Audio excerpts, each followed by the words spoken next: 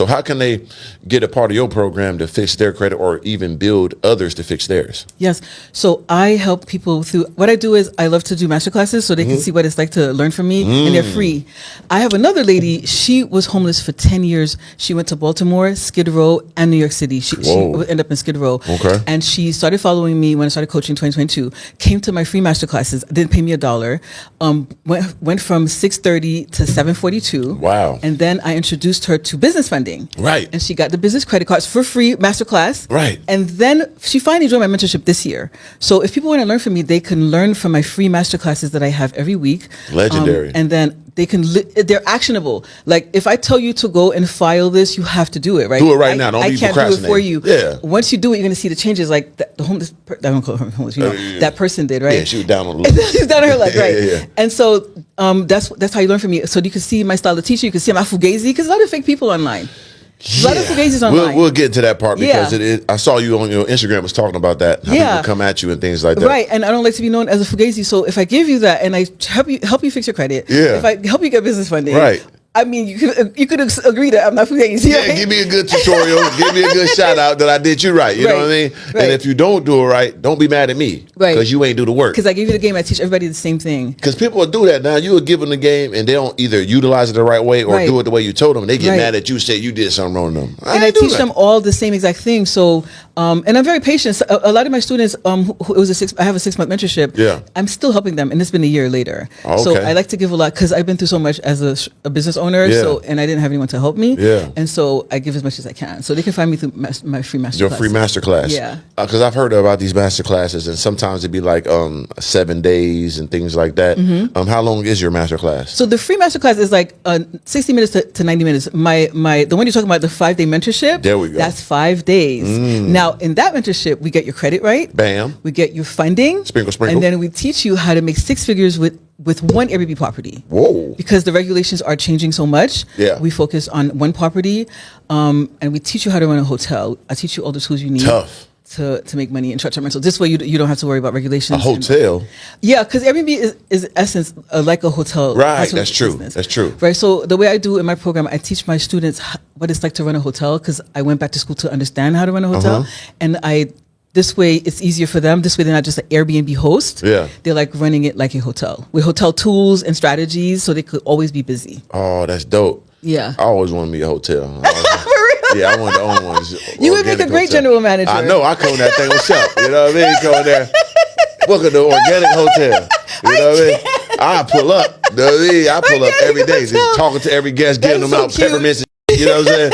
I'll be that guy there. So what would be the unique thing about the organic hotel? It's gonna be colorful. It's gonna be, you know what I'm saying, have good decor. Exactly. You know what I'm saying? It's gonna have, you know what I'm saying, Pilates and yoga, you know, workout facilities, but it's gonna be like top level trainers in the hotel for you. You understand me? And on top of that, have good smoothies and all that organic foods and sea moss.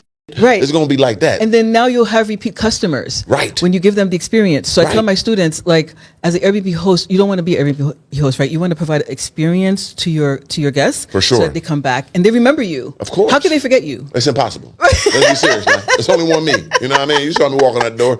You know what I mean? I set the precedent. And I have like little seminars. I have seminars every week, you know, with like credit builders and fundings and Airbnb. I have all that there too in my hotel. What's your seminar about? It's going to be you're going to come and help them. Oh, I would love to do that. And you're going to come and do a seminar at the hotel to show them how to get some money. You know I am very passionate about that, especially people in our community. Right. Yeah. I've been falling like deeper and deeper into the rabbit hole of these situations of the credit funders and things like that. And I'm realizing our community is the one that's really the forefront of it. And I'm loving it. Yes. Because no one was teaching us this 5 years ago, 6 years ago, 10 years ago. Right. We didn't understand credit and business and all these things. And it's so new, but we're thriving in this space. So I'm so intrigued by it. That's why I love having guests like you on, because we need this. You know, I needed it. You know what I mean? When I had all that bread, all I knew was one thing, and that was investing. Because nobody teaches you these things. No one taught me, so I was like, who am I supposed to? Because I could invest in like a food truck that was doing well. Right. I don't know nothing about that. Right. That could go down in 2 days. Right. So I knew about what I knew. What you knew. Right. So, but if you had a situation like you tell me like business fund and thing like that, Airbnb, I could have understood it. but I had nobody at the time. Right. If you had someone to tell you, hey, did you have LLCs when you had? Yes, I did. So you could have put your assets in the LLCs. You could have but still, you said it was the content that caused. That was it. Right. So I couldn't do nothing about that. It was just a bad time. It was a bad time because I got it at the good time when it went up. And then it's at the bad time when I'm on highest. So I had to do it. And then crypto, NFTs, all that stuff everything fell, right. Everything. It was, it was crazy. It was a bad time. But I never complain about it. And I appreciate it because look, 2 years later, I'm back better than ever. But it's a process. And I love these journeys for my people. Right. That they could see a person that came from nothing and get everything just about losing in front of their face and come right back strong. Right. Because I want to show them that's how life it is. It's not easy. It's not. It's not easy. And you also show the good, bad, and the ugly. One thing I noticed when I was watching your story was that you have grit. For sure. A lot of people don't have that. Yeah. So a lot of people in our community, when something goes bad, they just give up. Right. But you have that fire, and I have that too. So because I know what it's like to lose. And so you just get up, you dust yourself off, and you keep moving. And it's part of the journey, and it gives you that energy to expel that to others. Like so when people see that, like how you watched it, you felt that energy from it because it's real. Yeah. And I think that's what it's about. Yeah. So now we hear and now I see like a lot of people, they hit me up all the time about how to get in this, how to get in that. So I was interested like the Airbnb thing, right? So how does that work? Like I know you say it's AI generated and the host in the hotel. Like give me a little breakdown of that. I will. So should we use Miami as the market? For sure. Okay, great. So when I went back to school to understand how hotels operate. Yep. So because when I was running my Airbnb in New York City, I didn't know, I didn't know what I was doing. Right. But I was one of the first people to do it. But I realized eventually other people are going to realize that there's money in this market and they're going to beat me out of my own market. So I went back to school to understand how hotels operate. So Miami is an international market, right? So let's say you want to start an Airbnb in Miami. The first thing you want to do is you want to go on AirDNA. It's made for people who want to know how much money their property is going to make. You could plug in the address of the property you're interested in into AirDNA and it'll tell you how much you want to make. But remember, there's lots of regulations now. Right. So if you want to make 100K with one property, which is what we focus on, you want to have a property that can sleep 10 or more people. For sure. So what size property do you think that would be if you wanted to sleep 10 or more people? Yeah, 10 or more guests. How many bedrooms at least? I feel at least 4. There you go. Yeah, 4 to 5 bedrooms. So we look for properties in all markets that can sleep, that have 4 bedrooms, that can sleep 10 more people. Right. Now you've carved your way kind of like different than what other Airbnb hosts are doing because you're in the group travel market. Right. So that's how a lot of my clients are making $1,000 a night. So I tell them, no matter what market you want to get into, it could be, I have a client in St. Louis, one of the most dangerous cities. Dangerous.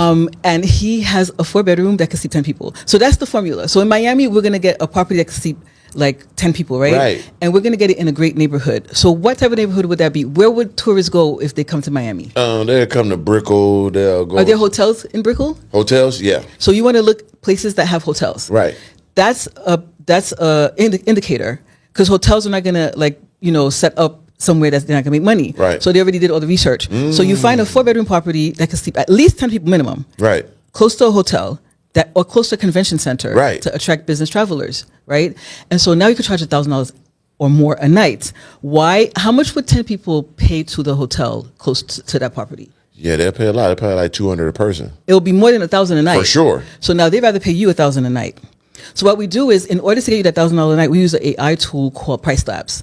Price Labs is based on the market and the demand. So today is Tuesday. It's slow. Yep. So you probably get $600 a night. How much do you think you get on Friday?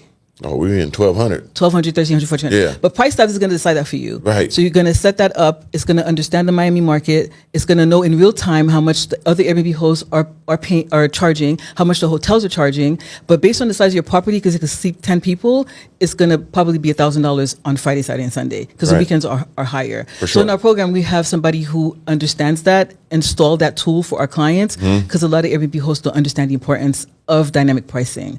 So we get you the right size property that could seat 10 people, right? That could charge at least $1,000 a night on the weekends. So now you have a $10,000 to $15,000 a month property. I have a client, she's in Hollywood. Okay. When she joined my program, she couldn't even pay her cleaners. Damn.